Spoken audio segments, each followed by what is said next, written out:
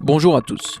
Dans cet épisode des analyses crypto de Money Radar, nous allons vous présenter un chemin possible d'adoption mondiale du Bitcoin dans les années et les décennies à venir. L'objectif est de vous proposer une vue d'ensemble qui, nous l'espérons, vous intéressera et informera votre thèse d'investissement sur le long terme.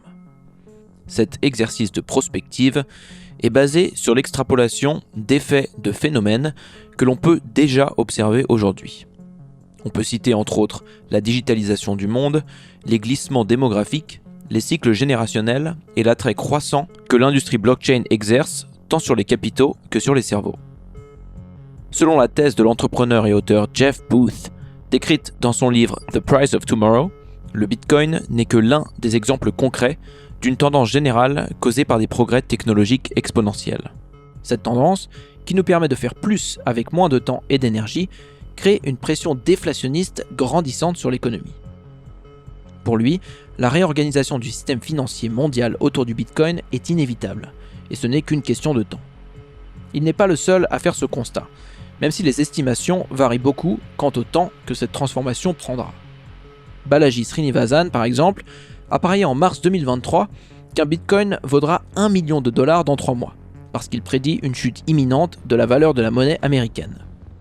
Selon lui, le Web 3 et le Bitcoin pourraient être omniprésents dans 5 à 10 ans.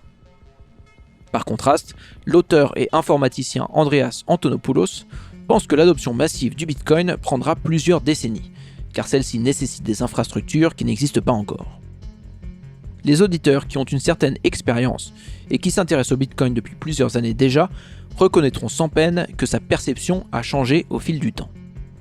Le Bitcoin a été initialement une preuve de concept créée par la communauté Cypherpunk, visant à montrer qu'il est possible de créer une monnaie digitale sans avoir recours à un tiers de confiance. Entre 2009 et 2012 environ, c'était une expérimentation techno-libertarienne relativement confidentielle, qui intéressait surtout des ingénieurs en informatique, des hackers et des cryptographes. Si vous désirez en apprendre plus sur les cypherpunks, nous avons fait un épisode sur ce mouvement que nous vous invitons à consulter. C'est avec le site de vente Silk Road, en ligne sur le dark web entre 2011 et 2014, que le Bitcoin a pour la première fois été utilisé comme une véritable monnaie d'échange à une échelle non négligeable. Cette boutique en ligne proposait divers produits dont la plupart étaient illégaux et a été fermée par le FBI en 2013, puis en 2014 pour Silk Road 2.0. Pendant la première moitié de la décennie 2010, le Bitcoin a connu une phase de monétisation. Il est devenu de plus en plus facile pour les mineurs de le vendre contre de la monnaie fiat sur les premiers exchanges qui ont fait leur apparition à l'époque. Le tristement célèbre Mt. Gox, créé par Jed Mike Caleb et plus tard repris par le français Marc Karpelles, gérait plus de 70% des transactions Bitcoin lorsqu'il a fait faillite en 2014. Sur les 5 exchanges gérant le plus de volume aujourd'hui, 3 ont été fondés au début de cette période. Kraken en 2011, Coinbase et Bitfinex en 2012. Binance et KuCoin ont quant à eux été créés en 2017. C'est durant cette première période de monétisation que beaucoup d'autres crypto-monnaies ont commencé à faire leur apparition, comme Litecoin, Monero ou Ripple. C'est aussi à ce moment qu'ont été créées les premières arnaques comme le schéma de Ponzi OneCoin en 2014. La deuxième partie des années 2010 a été marquée par une augmentation exponentielle des volumes échangés, due à l'émergence des stablecoins et donc à une interconnexion croissante entre la finance traditionnelle et la crypto. Cette évolution s'est concrètement traduite par une corrélation accrue entre les fluctuations du prix du Bitcoin et celle de la bourse, conséquence de son institutionnalisation. D'expérimentation libertarienne à monnaie du dark web, le Bitcoin est devenu un produit d'investissement viable, et dont les retours sur investissement records ont attiré les convoitises de nombreux acteurs de la finance traditionnelle. Sa volatilité, qui a été son principal atout pendant cette période de démocratisation, lui a aussi valu à un certain nombre de critiques, dont certaines malhonnêtes. Par exemple, selon la présidente de la Banque Centrale Européenne, Christine Lagarde, les crypto-monnaies ne sont pas des monnaies, puisqu'elles sont volatiles et spéculatives. On entend beaucoup de critiques fixistes de ce genre, qui considèrent implicitement que le Bitcoin a atteint sa phase finale et que ce qu'il est aujourd'hui est ce qu'il sera demain. Mais selon Alexander Svetski, dans un article de Bitcoin Magazine intitulé « La théorie des 3 générations et la manière dont le Bitcoin va atteindre un niveau massif d'adoption dans 60 ans », on ne peut pas comprendre la trajectoire du Bitcoin si on le considère uniquement comme une technologie. L'auteur soutient que le Bitcoin représente une révolution techno-socio-économique. On peut la considérer comme la première monnaie de commodité artificielle, une concrétisation tout à fait nouvelle du concept de monnaie, et par conséquent incompatible avec les institutions de la finance actuelle. L'adoption massive du Bitcoin implique nécessairement une transformation fondamentale du fonctionnement de notre système financier, ce qui est évidemment un obstacle de taille. L'establishment n'a aucun intérêt à ce que le statu quo change, et le chemin sera long avant que les personnes lambda apprennent à s'en servir correctement. D'un autre côté, un changement de paradigme où le Bitcoin devient la monnaie mondiale aurait des avantages énormes pour les Bitcoiners. Selon Alexander Svetski, une telle réorganisation ne peut prendre place que sur un laps de temps long, où le Bitcoin perd progressivement son image de placement à risque pour devenir un symbole d'épargne et de sécurité. Ainsi, pour que le Bitcoin soit perçu comme un or digital et non comme un nouvel entrant dans la finance spéculative, il faut qu'il continue à faire ses preuves sur le temps long. L'un des signes distinctifs des membres de la génération Z, qui sont nés entre la fin des années 90 et la fin des années 2000, c'est d'être des digital natives, c'est-à-dire qu'ils ont grandi avec Internet et prennent les services en ligne pour acquis. Ils comprennent instinctivement comment utiliser le web.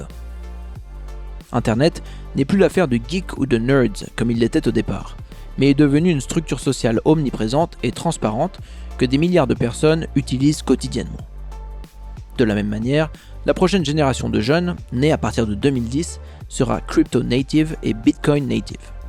C'est avec eux que l'identité du Bitcoin va changer et que son usage va être progressivement normalisé.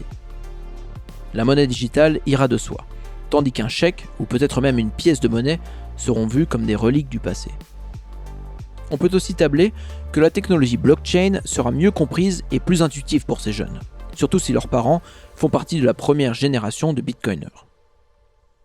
Le prix des richesses sera de plus en plus mesuré en Bitcoin, contrairement à aujourd'hui, où pour beaucoup, le Bitcoin est un moyen d'acquérir plus d'euros ou de dollars.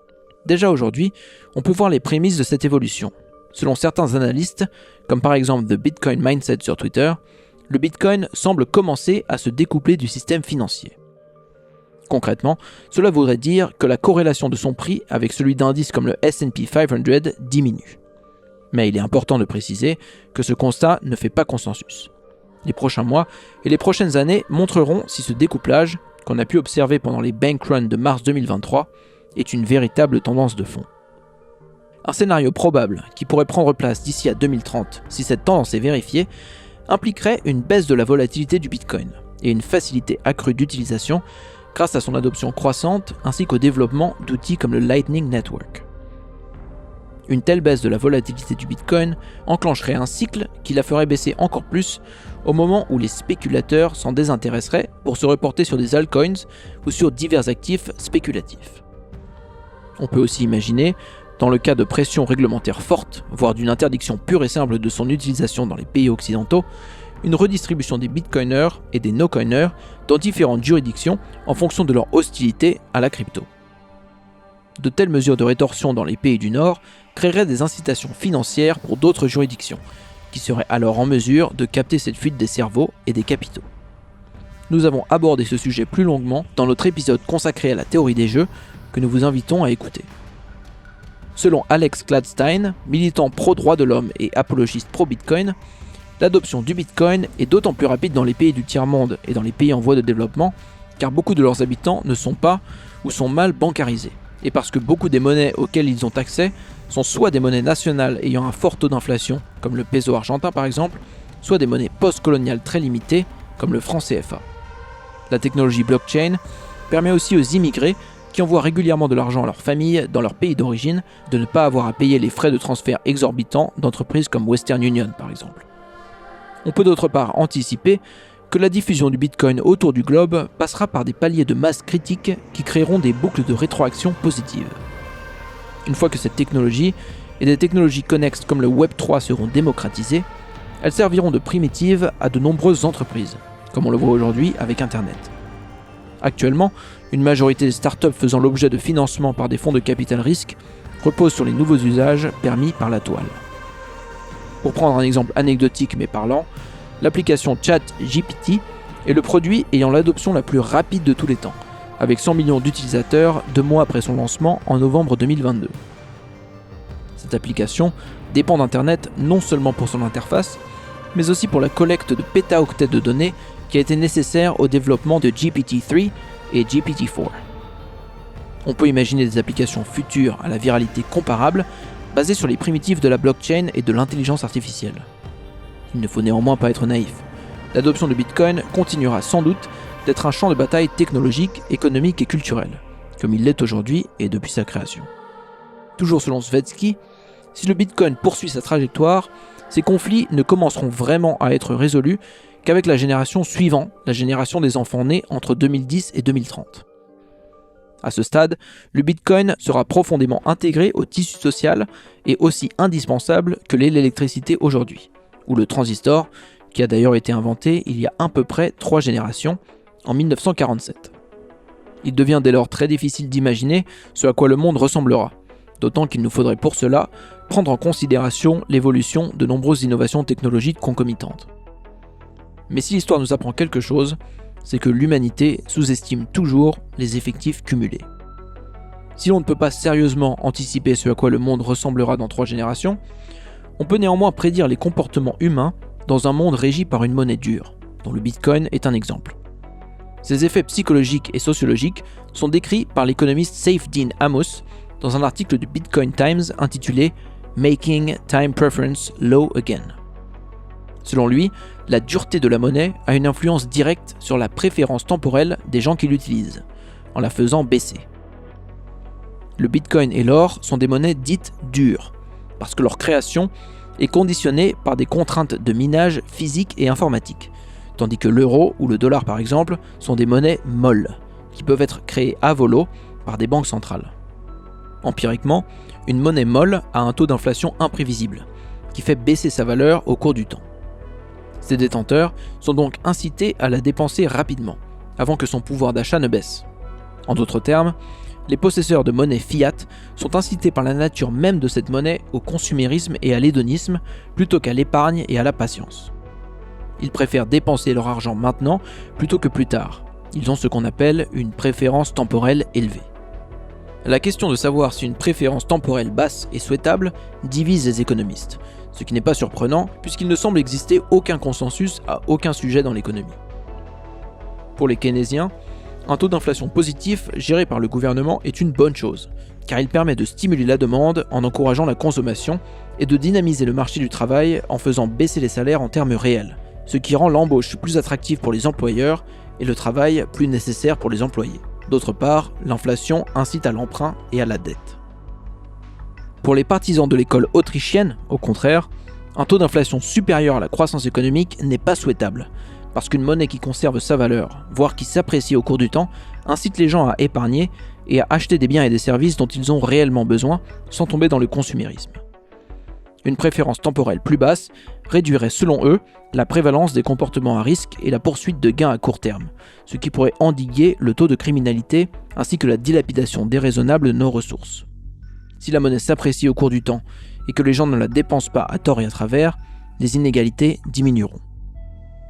Nous espérons que vous avez apprécié cet épisode prospectif sur le futur du Bitcoin et sa dimension multigénérationnelle. Si c'est le cas, n'hésitez pas à mettre un pouce bleu, à commenter et à partager cette vidéo.